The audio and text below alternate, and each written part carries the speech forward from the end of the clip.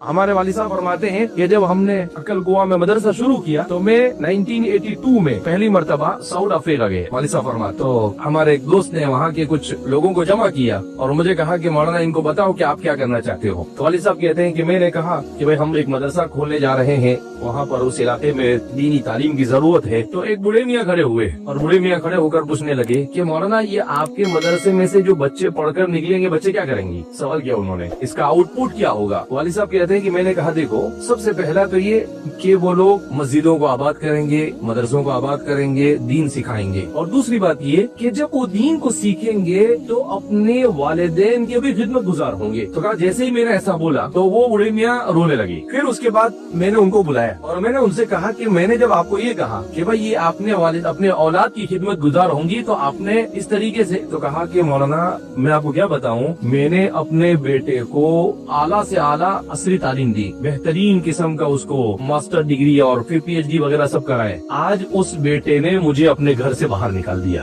तो अब मैं सोचता हूँ कि इसको ये दुनिया पढ़ा कर मैंने क्या किया? मेरे तो कुछ काम आए नहीं, न दुनिया के काम का ना आखिरत के काम का। तो इसलिए बुढ़ापे में इंसान का सहारा बनते हैं जब आप अपने बच्चों को दीनदार बनाएंगे। लेकिन आप अपने बच्चों को दीन नहीं सिखाएंगे, ये बुढ़ापे में भी आपका सहारा नहीं बनेंगे।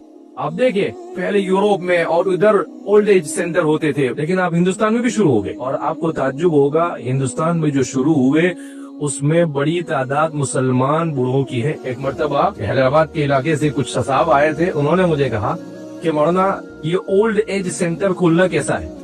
मैंने कहा भाई नहीं, मुसलमान नहीं खोल सकता है। कहा कि खोलना पड़ेगा मौलाना। मैंने कहा क्यों? कहा कि अगर हम नहीं खोलेंगे तो ये हमारे बूढ़ों को उठाकर वो लोग ले जाते हैं तो इनके ईमान का खतरा है। तो मैंने कहा मुसलमान थोड़ी अपने माँ बाप की, मुसलमान तो खिदमत करता है। कहा नहीं मौलाना अब जमाने बदल गए।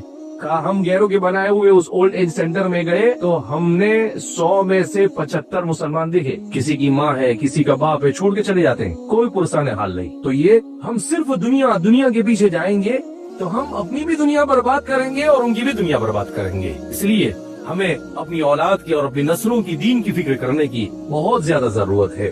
और जैसे जैसे टेक्नोलॉजी और साइंस और तालीम बढ़ती जाएगी वैसे वैसे ये खतरात और बढ़ते चले जाएंगे।